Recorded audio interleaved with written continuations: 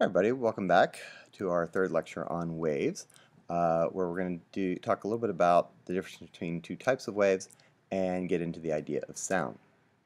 Now basically, overall waves can be categorized in two different ways, a mechanical wave and an electromagnetic wave. Mechanical waves require a medium in order to travel through, so they need some sort of material, air, water, the ground, something like that. Where an electromagnetic wave, something we'll see later on, doesn't require an actual medium. Now again, the medium is simply just whatever material it's traveling through. Now within mechanical waves, there are two subcategories. There are traveling waves and there are standing waves. First we're going to talk about here is called a traveling wave. Now a traveling wave means just that, it travels, it moves from one place to another through the medium. Now within traveling waves though, there are two kinds. The first kind is called a transverse wave. And a transverse wave is a wave that moves perpendicular to the medium as it travels down through the medium. Okay? So as the wave is moving through the medium itself kind of moves up and down. Now to give you an idea of an example of this, you'll see here the medium is sort of this series of masses on a spring here. And if I give an initial pull down to 1, now notice I've disturbed the medium sort of vertically here. And as it's released, you'll notice that the medium is moving perpendicular while the wave moves forward. Okay? Now, sort of one of the interesting ways to look at this is without the medium.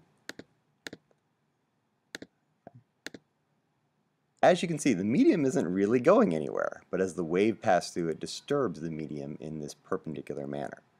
Okay, so that is what we're talking about when we're looking at a transverse wave. The next type is called a longitudinal wave. And a longitudinal wave is sometimes also called a compressional wave, because in this case the medium is actually going to move parallel to the wave direction. Okay, so instead of moving kind of up and down, it's going to move a little bit back and forth. In this case, I'm going to disturb the medium this way. Okay, so you notice I've had to physically compress the medium. So now when it's released, this compression travels down. In other words, it is moving parallel. The medium itself is moving parallel as the wave kind of moves back and forth. Now again, it's kind of interesting to see it without the springs. And I'll sort of press this back. And you notice that the medium sort of compresses and extends as it moves back and forth. So the compressed part is sometimes just called the compression, and the stretched out part that you'll notice sort of it's compressed here and it's stretching right here. This is called the compression right here, and this is sometimes called the rarefaction, the sort of stretching out part. Okay, so that's the difference between a longitudinal wave and a transverse wave. Transverse wave, the medium moves parallel as the wave moves by. Transverse, the medium moves perpendicular as the wave moves by. In each case, though, you need some sort of initial shot of energy, an initial pulse, something that initially compresses or disturbs the medium in order for that wave to move, in order for the wave to travel. All right, so let's look at a specific type now of wave called a sound wave. And a sound wave is always produced by some sort of vibration. And a sound wave is a mechanical wave. It requires a medium through which to travel. Okay, so guitar strings are the medium that can produce a sound wave. As I'm speaking here, my vocal cords are vibrating, and those vibrating vocal cords are producing a sound. So any one of these things, hitting a drum head, will produce a vibration that will produce a sound. Now, of course, for a sound to go anywhere, it does require a medium. Sound waves are longitudinal waves because they physically compress the medium. Now, for example, if you were to consider the idea of a tuning fork. When a tuning fork is made to vibrate, okay, somebody hits it and it starts that initial vibration. Well, it actually compresses the air around it, and then that compression travels out through the medium. Okay. Which is why, the sound will only pass you once, so you'll only hear it one time if it's a single sound. If it's something like a tuning fork, it continues to vibrate over and over again, producing the sound over and over again, which is why you continue to hear it. So a single sound is sort of that single compression of the air itself, while a continuous sound means that the air is continuously being compressed. How fast that sound is going to travel depends on a couple of different things. First of all, the density of the medium, and we'll talk about what that sort of means here in a minute. And secondly is actually the temperature of the medium can have a certain effect on how fast sound can actually travel. But within a medium, the speed of sound remains constant as long as the medium doesn't change. So again, like a lot of other things we've seen with waves, velocity remains constant as long as the medium itself remains constant. Now, that includes temperature. If the temperature changes, then the speed of sound will actually change throughout the medium. That's one of the reasons, for example, submarines and ships use sonar. They use sound waves in order to actually locate things. But submariners found out what they could do is they could dive their ship lower in the water underneath a different temperature of the water layer. And that would actually sometimes prevent sonar waves from reaching them because of the change in the medium. To give you an idea, some speeds of sounds. For example, the speed of sound in air at about 20 degrees Celsius or so is about 330 meters per second. Water jumps up to nearly 1,500 meters per second, and aluminum metal at nearly 5,100 meters per second. So you'll notice that as the density of the material goes up, the speed of sound goes up. Now, one of the reasons why is because as the density goes up, those molecules and stuff are packed closer and closer together, so it makes it easier for them to transfer sound as they compress from one point to another. But again, if sound is a constant within the medium, we can use the idea of constant velocity. And that's the way the idea of sonar and sort of echolocation works. So, let's look at a couple examples. For example, let's say you're standing somewhere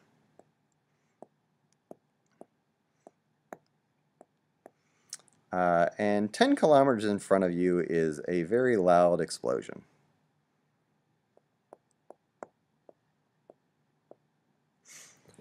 Now, the sound of that explosion is going to reach you via two mediums.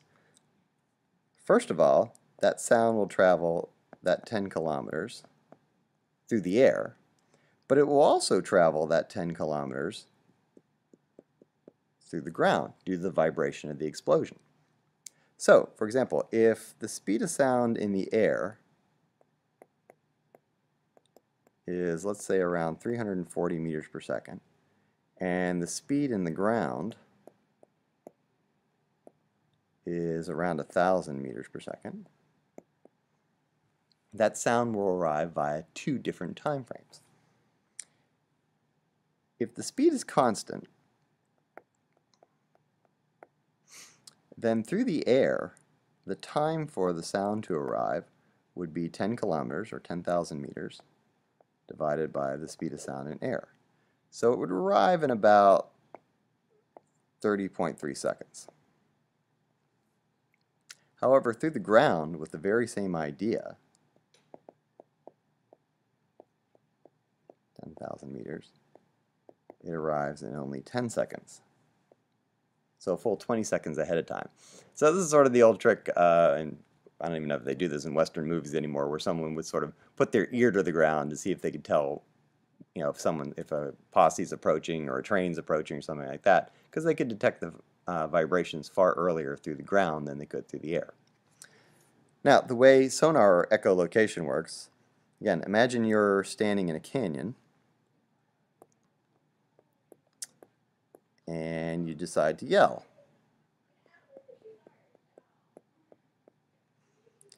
Well, let's say you yell. That sound wave travels down to the canyon wall, and because it hits a barrier, like any wave, it will be reflected back to you. That is the echo, the reflection. So let's say you yell, and the speed of sound in the air, again, is about 340 meters per second. And let's say you hear the echo 4 seconds after you yell. You can now figure out how far it is to that canyon wall. Now, here's the tricky part though. Again, we're using the idea of a constant velocity. So my speed, again, is 340 meters per second. But my time, now keep in mind, it took you 4 seconds to hear the echo. That means 4 seconds to travel from you down to the wall and back. So the total time to the wall is actually only 2 seconds, meaning that wall is 680 meters away. Okay, don't multiply that one by 4, multiply it by 2, because it takes 2 seconds down and 2 seconds back. Now, one of the ways that we're able to classify sounds is by their frequency. Frequency is commonly known in sound as sort of the pitch of the sound wave. In other words, how high or low that sound wave actually is. Now, we classify frequencies based on ourselves, based on humans, because we're the ones who are classifying it. The first level of sound frequency is called an infrasonic sound. And an infrasonic sound has a pitch less than 20 hertz. Humans are unable to hear that, so it's a very, very low frequency. There are certain animals, though, that can detect frequencies that low. Horses and cows are believed to be able to detect very low frequencies. That's one of the reasons they feel they can sometimes sense the frequency or sound of an earthquake, which begins as a very low frequency sound. Second level is called an audible sound wave. This is between 20 hertz and 20,000 hertz. This is the human hearing range. Now, it's pretty rare someone can hear a 20 hertz sound or a 20,000 hertz sound, unless it's extremely quiet, they've got earphones on, and they have extremely good hearing and sensitive hearing. But that's the general human hearing range. Most people, if you try it out, it's around 60 hertz to maybe about 16,000, 17,000 hertz. And the last level is called an ultrasonic sound. These are frequencies greater than 20,000 hertz. Now again, human ears cannot detect these sounds. They do enter our ears, they come through, but we just don't have the capability to pick them up. Again, certain animals can. Dogs can hear up to 60,000 hertz, hence people can use a dog whistle that humans can't hear, but dogs can hear. Deer can hear very, very high frequencies.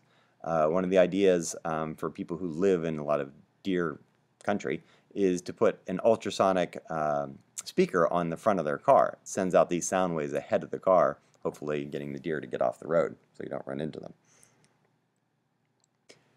Another way to classify sound is via its intensity. Now, where frequency may be the pitch, intensity is the volume. Okay, how loud the sound is. So it depends on the amount of actual energy that is passing through the air, amount of actual sound energy. And the way we can determine that intensity is via this equation. Intensity is equal to the power level of the sound, that's related to the energy, and the area over which that sound wave occurs. Okay, so in that equation, I represents the intensity, and now the units, well, it's power over area. Power is in watts, area is in square meters, so intensity is a watt per square meter. P representing power, again, kind of the energy relationship of the sound, and A representing the area. Now, that's the area over which the sound is actually occurring. Okay. So, for example, let's say you're standing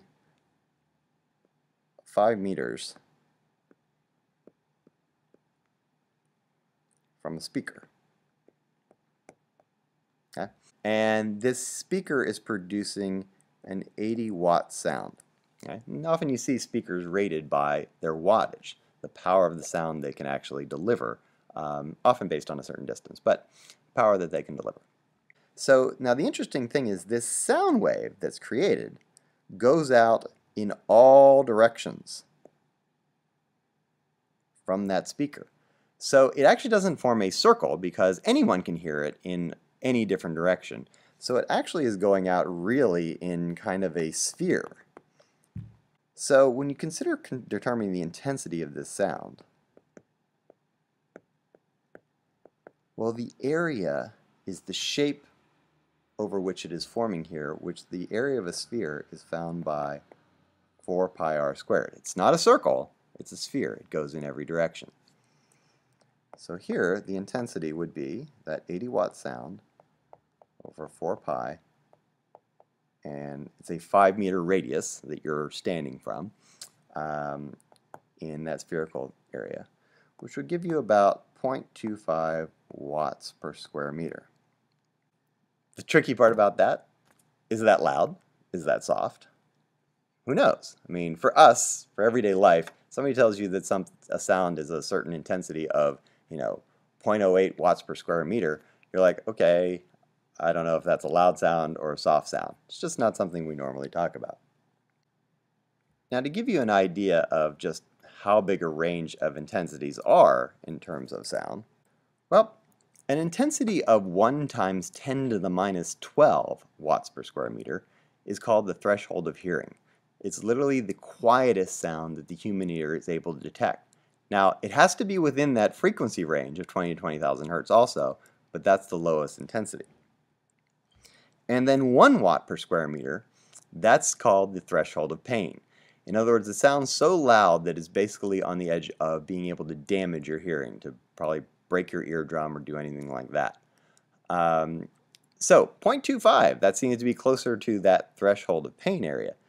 But again, that's a pretty big range. From 1 to times 10 to the minus 12 all the way to 1. I mean, that's a huge, huge range in order to try to understand how loud or soft a sound really is. So again, if somebody told you the intensity of sound was 5 times 10 to the minus 6, you're like, again, I'm not sure if that's really loud or if that's really soft. So there's a better way to understand intensity and intensity levels than this scale that we've seen here so far that stretches from 1 times 10 to the minus 12 all the way to 1. And that's something called the decibel scale.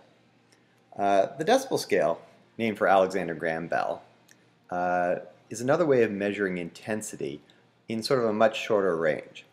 And it's what's called a log base 10 scale. So deci meaning 10, Bell after Alexander Graham Bell. And when you'll learn about logs in math, you'll find that it's a way to take something that is a very, very, very large range and condense it down into a sort of more manageable range. So on the decibel scale, we set 0 decibels at the threshold of hearing. And that makes sense because, again, that's the quietest, the lowest volume sound we could detect. So we just put it at 0. And then based on this log base 10 scale, the threshold of pain occurs at 120 decibels. Okay, now what that means really is that every 1 decibel you go up is like about a factor of 10 times louder than the previous sound. Okay, so for example, 10 decibels is not 10 times higher than the threshold of hearing. It's actually 100 times higher. Okay, and that's sort of the way that the decibel scale actually works. So it's a much more easy one to use. Normal conversation is around 60 decibels. The underground subway can be upwards of 90 decibels. One of the loudest rock concerts ever recorded actually exceeded the 120 decibel range, which is why a lot of sound things and stuff like that, concerts have been regulated about how loud they can actually play. One of the other interesting things that occurs with sound is what happens to sounds as the object that is making the sound, or whoever's listening to the sound, is in motion. You may have noticed that, for example, if an ambulance were coming down the street, the siren, not only does its volume go up, it gets louder because it's getting closer to you, but the pitch of the siren actually gets higher. And then when it moves away, the pitch seems to get lower. This has something to do with what's called the Doppler effect.